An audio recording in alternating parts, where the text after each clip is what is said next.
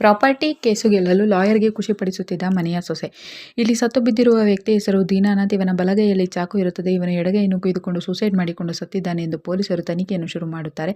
ಪೊಲೀಸರು ಅವನ ಪತ್ನಿ ಹಾಗೂ ಸೊಸೆಯ ಹೇಳಿಕೆಯನ್ನು ಪಡೆಯುತ್ತಾರೆ. ಈಗ ಕತೆ ಫ್ಲಾಶ್ ಬ್ಯಾಕ್ಗೆ ಹೋಗುತ್ತದೆ. ದೀನಾನಾಥ್ ಒಂದು ತಕರಾರು ಇದ್ದ ಜಮೀನಿನ ಕೇಸನ್ನು ತನ್ನ ನೆಂಟರ ಹುಡುಗ ಅಂಬರೀಶ್ ಎಂಬ ಲಾಯರಿಗೆ ಕೊಟ್ಟಿರುತ್ತಾನೆ. ಅವನು ಈ ಜಮೀನು ನಿಮಗೆ ಆಗುವಂತೆ ಮಾಡಿಕೊಡುತ್ತೇನೆ ಎಂದು ಪ್ರಾಮಿಸ್ ಮಾಡುತ್ತಾನೆ. ಆಗ ಅವರಿಗೆ ಟೀ ಕೊಡಲು ಬಂದ ದೀನಾನಾಥ್ನ ಸೊಸೆ ರಮ್ಯಾಳನ್ನು ಲಾಯರ್ ಅಂಬರೀಶ್ ಕೆಟ್ಟ ದೃಷ್ಟಿಯಿಂದ ನೋಡುತ್ತಾನೆ. ಸ್ವಲ್ಪ ಸಮಯದ ನಂತರ ರಮ್ಯಾ ಲಾಯರ್ ಅಂಬರೀಶ್ನ ದಾರಿಯಲ್ಲಿ ಅವನ ಕಾರನ್ನು ಅಡ್ಡಗಟ್ಟಿ ಮೀಟ್ ಮಾಡುತ್ತಾಳೆ. ನಂತರ ಅವನ ಕಾರಿನಲ್ಲಿ ಕೂತುಕೊಂಡು ಆ ಜಮೀನಿನ ಬೆಲೆ ಎಷ್ಟು ಎಂದು ಕೇಳುತ್ತಾಳೆ.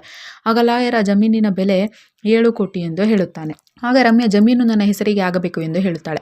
ಆಗ ಲಾಯರ್ ಹಾಗಾದರೆ ನನಗೆ ಏನು ಕೊಡುತ್ತೀಯ ಎಂದು ಕೇಳುತ್ತಾಳೆ. ಆಗ ರಮ್ಯಾ ನನ್ನ ಯೌವನದ ಬೀಗದ ಕೈಯನ್ನು ನಿನಗೆ ಕೊಡುತ್ತೇನೆ. ನೀನು ಯಾವಾಗ ಮನಸ್ಸು ಬಂದರೂ ಆವಾಗ ಅದನ್ನು ಓಪನ್ ಮಾಡಿ ಉಪಯೋಗಿಸಿಕೊ ಎಂದು ಹೇಳುತ್ತಾಳೆ. ನಂತರ ಅವರಿಬ್ಬರು ಕಾರ್ನಲ್ಲಿ ರೊಮ್ಯಾನ್ಸ್ ಮಾಡಲು ಶುರು ಮಾಡುತ್ತಾರೆ. ಸ್ವರ್ಗ ಸುಖ ಕೂಡ ಕಾಣುತ್ತಾರೆ. ಇವರಿಬ್ಬರಿಗೆ ಮೊದಲಿಂದ ಅಫೇರ್ ಕೂಡ ಇರುತ್ತದೆ. ಮರುದಿನ ಮನೆಯಲ್ಲಿ ರಮ್ಯಾಳ ಗಂಡ ದಿನೇಶ್ ಅವಳನ್ನೇ ಆಸೆಯಿಂದ ನೋಡುತ್ತಾ ಇರುತ್ತಾನೆ. ಆಕೆ ಬಟ್ಟೆ ಬದಲಾಯಿಸುತ್ತಾ ಇರುತ್ತಾಳೆ. ಅವಳ ಹತ್ತಿರ ಬಂದ ದಿನೇಶ್ ನೀನು ತುಂಬಾ ಸುಂದರವಾಗಿ ಕಾಣಿಸುತ್ತಿದ್ದೀಯಾ, ಬಾ ಇವತ್ತು ಎಂಜಾಯ್ ಮಾಡೋಣ ಎಂದು ಕರೆಯುತ್ತಾನೆ. ಆದರೆ ರಮ್ಯಾ ನನಗೆ ಇವತ್ತು ತುಂಬಾ ಸುಸ್ತಾಗಿದೆ, ಇವತ್ತು ಬೇಡ ಎಂದು ನಿರಾಕರಿಸುತ್ತಾಳೆ. ಸ್ವಲ್ಪ ದಿನಗಳ ನಂತರ ಲಾಯರ್ ಅಂಬರೀಶ್ ರಮ್ಯಾಳ ಮನೆಗೆ ಬಂದಿರುತ್ತಾನೆ. ಅವಳು ಅವನನ್ನು ತನ್ನ ಬೆಡ್ರೂಮ್ಗೆ ಕರೆದುಕೊಂಡು ಹೋಗುತ್ತಾಳೆ. ಅದನ್ನು ಅವಳ ಅತ್ತೆ ಕಮಲ ನೋಡಿಬಿಡುತ್ತಾಳೆ. ನಂತರ ಅಲ್ಲೇ ಇದ್ದ ಪ್ರಾಪರ್ಟಿ ಪೇಪರ್ಸ್ ಅನ್ನು ನೋಡಿ ಶಾಕ್ ಆಗುತ್ತಾಳೆ.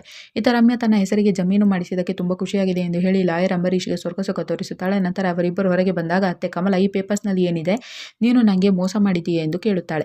ಆಗ ರಮ್ಯಾ ನಿನಗೆ ಈಗ ವಿಷಯ ಗೊತ್ತಾಗಿದೆ, ಆದರೂ ಪರವಾಗಿಲ್ಲ, ನೀನು ಸುಮ್ಮನೆ ಇದ್ದರೆ ಒಳ್ಳೆಯದು, ಇಲ್ಲದಿದ್ದರೆ ನಿಮ್ಮ ಎಲ್ಲರನ್ನು ಮನೆಯಿಂದ ಆಚೆ ಕಳಿಸುತ್ತೇನೆ, ಏಕೆಂದರೆ ಈಗ ಈ ಪೂರ ಆಸ್ತಿ ನನ್ನ ಹೆಸರಿಗೆ ಬಂದಿದೆ ಎಂದು ಹೇಳುತ್ತಾಳೆ. ಆಗ ಕಮಲ ಪೊಲೀಸ್ ಕಂಪ್ಲೇಂಟ್ ಕೊಡುತ್ತೇನೆ ಎಂದು ಹೆದರಿಸುತ್ತಾಳೆ. ಆಗ ಲಾಯರ್ ಅಂಬರೀಶ್ ನೀವು ಕಂಪ್ಲೇಂಟ್ ಕೊಟ್ಟರೂ ಕೂಡ ನಾನು ರಮ್ಯಾಳನ್ನು ಬಚಾವ್ ಮಾಡುತ್ತೇನೆ ಎಂದು ಹೇಳಿ ಆ ಪೇಪರ್ ಅನ್ನು ತೆಗೆದುಕೊಂಡು ಅಲ್ಲಿಂದ ಹೊರಡುತ್ತಾನೆ. ಮರುದಿನ ಕಮಲ ತನ್ನ ಗಂಡ ದೀನಾನಾಥ್ಗೆ ನಡೆದ ವಿಷಯವನ್ನು ಹೇಳಲು ಪ್ರಯತ್ನಿಸುತ್ತಾಳೆ. ಆದರೆ ಅವಳಿಗೆ ಧೈರ್ಯ ಬರುವುದಿಲ್ಲ. ಅಂದು ರಾತ್ರಿ ಹೇಳಲು ಆಕೆ ಮತ್ತೆ ಪ್ರಯತ್ನಿಸುತ್ತಾಳೆ. ಅದೇ ಸಮಯಕ್ಕೆ ಅಲ್ಲಿಗೆ ರಮ್ಯಾ ಮಾತ್ರೆ ತೆಗೆದುಕೊಂಡು ಬಂದು ಮಾತ್ರೆ ಬದಲಾದರೆ ಮಾವನ ಪ್ರಾಣವೇ ಹೋಗುತ್ತದೆ ಅಲ್ಲವೇ ಅರ್ಥ ಎಂದು ಇಂಡೈರೆಕ್ಟ್ ಆಗಿ ಹೇಳುತ್ತಾಳೆ. ಇದರಿಂದ ಕಮಲಾಗೆ ಭಯವಾಗುತ್ತದೆ.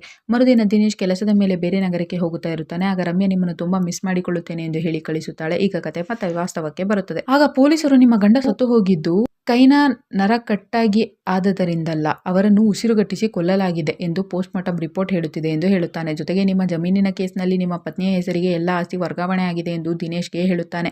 ಅದನ್ನು ಕೇಳಿ ದಿನೇಶ್ಗೆ ಶಾಕ್ ಆಗುತ್ತದೆ. ಆಗ ಪೊಲೀಸರು ಏನಾದರೂ ಗೊತ್ತಿದ್ದರೆ ನಿಜ ಹೇಳಿ ಎಂದು ಕಮಲಾಗೆ ಕೇಳುತ್ತಾನೆ. ಆಗ ಕಮಲ ಕಣ್ಣೀರು ಹಾಕುತ್ತಾ ಪೊಲೀಸರಿಗೆ ದಯವಿಟ್ಟು ನನ್ನ ಮಗನನ್ನು ಕಾಪಾಡಿ, ನನ್ನ ಸೊಸೆ ಅಪಾಯಕಾರಿಯಾಗಿದ್ದಾಳೆ ಎಂದು ನಡೆದಿದ್ದ ವಿಚಾರವನ್ನು ಅವರಿಗೆ ಹೇಳುತ್ತಾಳೆ. ಆಗ ತಕ್ಷಣವೇ ರೂಮಿನಲ್ಲಿದ್ದ ರಮ್ಯಾಳನ್ನು ಪೊಲೀಸರು ಎಳೆದುಕೊಂಡು ತಂದು ನಿಲ್ಲಿಸಿಕೊಳ್ಳುತ್ತಾರೆ. ಆಗ ದಿನೇಶ್ ಅವಳನ್ನು ಎಳೆದುಕೊಂಡು ಹೋಗಿ ಎಂದು ಹೇಳುತ್ತಾನೆ. ನಂತರ ಅವರು ರಮ್ಯಾಳನ್ನು ಅಲ್ಲಿಂದ ಎಳೆದುಕೊಂಡು ಹೋಗುತ್ತಾರೆ. ಮರುದಿನವೇ ಲಾಯರ್ ಅಂಬರೀಶ್ ಕೂಡ ಅರೆಸ್ಟ್ ಮಾಡುತ್ತಾರೆ. ನಂತರ ಸ್ಟೇಷನ್ನಲ್ಲಿ ರಮ್ಯಾ ಹಾಗೂ ಲಾಯರ್ ಅಂಬರೀಶ್ಗೆ ಚೆನ್ನಾಗಿ ಹೊಡೆದು ಸತ್ಯ ಕೇಳಲು ಹೇಳುತ್ತಾರೆ. ಆಗ ಲಾಯರ್ ಅಂಬರೀಶ್ ನಾನು ಎಲ್ಲವನ್ನು ರಮ್ಯಾಳಿಗೋಸ್ಕರ ಮಾಡಿದೆ ಎಂದು ಹೇಳುತ್ತಾನೆ. ಆಗ ರಮ್ಯಾ ಕೂಡ ನನ್ನ ಆಸ್ತಿಯ ಆಸೆಗೆ ನನ್ನ ಮಾವನನ್ನು ಕೊಂದಿದ್ದೇನೆ ಎಂದು ನಡೆದ ವಿಷಯವನ್ನು ವಿವರಿಸಲು ಶುರು ಮಾಡುತ್ತಾಳೆ. ಅಂದು ಗಂಡ ಕೆಲಸದ ಮೇಲೆ ಊರಿಗೆ ಹೋದ ಮೇಲೆ ಲಾಯರ್ ಅಂಬರೀಶ್ಗೆ ಕರೆ ಮಾಡಿ ಮನೆಗೆ ಕರೆಯಿಸಿಕೊಳ್ಳುತ್ತಾಳೆ. ನಂತರ ಅವನು ಬಂದ ಮೇಲೆ ಸೋಫಾ ಮೇಲೆ ಇಬ್ಬರು ರೊಮ್ಯಾನ್ಸ್ ಶುರು ಮಾಡುತ್ತಾರೆ. ಅದೇ ಸಮಯಕ್ಕೆ ಅಲ್ಲಿಗೆ ಬಂದ ಅವಳ ಮಾವ ದೀನಾನಾಥ್ ನೋಡಿಬಿಡುತ್ತಾನೆ. ಆಗ ಇವರಿಬ್ಬರಿಗೆ ಶಾಕ್ ಆಗುತ್ತದೆ. ಆಗ ದೀನಾನಾಥ್ ನೀವು ಆಸೆಗೋಸ್ಕರ ಇಂಥ ಕೆಲಸ ಮಾಡಿದ್ದೀರಾ, ನಿಮ್ಮನ್ನು ಬಿಡುವುದಿಲ್ಲ, ನನ್ನ ಮಗನಿಗೂ ಕೂಡ ಹೇಳಿ ಪೊಲೀಸರಿಗೆ ಕಂಪ್ಲೇಂಟ್ ಕೊಡುತ್ತೇನೆ ಎಂದು ಹೇಳುತ್ತಾನೆ. ಆಗ ಇಬ್ಬರು ಸೇರಿಕೊಂಡು ಅವನನ್ನು ದಿಂಬಿನಿಂದ ಉಸಿರುಗಟ್ಟಿಸಿ ಕೊಲೆ ಮಾಡುತ್ತಾರೆ. ಅವನು ಸತ್ತ ಮೇಲೆ ರಮ್ಯಾ ಚಾಕು ತೆಗೆದುಕೊಂಡು ಬಂದು ಅವನ ಎಡಗೈ ನರವನ್ನು ಕಟ್ ಮಾಡಿ ಅವನ ಬಲಗೈನಲ್ಲಿ ಚಾಕು ಇಡುತ್ತಾಳೆ. ತನ್ನ ಫಿಂಗರ್ ಪ್ರಿಂಟ್ ಎಲ್ಲ ಒರೆಸುತ್ತಾಳೆ. ಇದನ್ನು ಎಲ್ಲರೂ ಸೂಸೈಡ್ ಎಂದು ತಿಳಿದುಕೊಳ್ಳುತ್ತಾರೆ. ನೀನು ಈಗಲೇ ಇಲ್ಲಿಂದ ಹೋಗಿಬಿಡು ಎಂದು ಅಂಬರೀಶ್ಗೆ ಹೇಳುತ್ತಾಳೆ. ನಂತರ ಆಕೆ ಪೊಲೀಸರಿಗೆ ಕರೆ ಮಾಡಿ ನಮ್ಮ ಮಾವ ಸೂಸೈಡ್ ಮಾಡಿಕೊಂಡಿದ್ದಾರೆ ಎಂದು ಕಂಪ್ಲೇಂಟ್ ಕೊಡುತ್ತಾಳೆ. ಇದೆಲ್ಲವನ್ನು ಅವರಿಬ್ಬರು ಪೊಲೀಸರ ಮುಂದೆ ಒಪ್ಪಿಕೊಳ್ಳುತ್ತಾರೆ. ಅವರಿಬ್ಬರಿಗೂ ಶಿಕ್ಷೆ ಆಗುತ್ತದೆ. ಕತೆ ಇಲ್ಲಿಗೆ ಮುಗಿಯುತ್ತದೆ. ಈ ವಿಡಿಯೋವನ್ನು ಪೂರ್ತಿ ನೋಡಲು SEPL ಒರಿಜಿನಲ್ ಎಂಬ ಯೂಟ್ಯೂಬ್ ಚಾನಲ್ನಲ್ಲಿ ಲಾಲ್ಚಿ ಬಹು ಎಂದು ಹುಡುಕಿ ನೋಡಬಹುದು.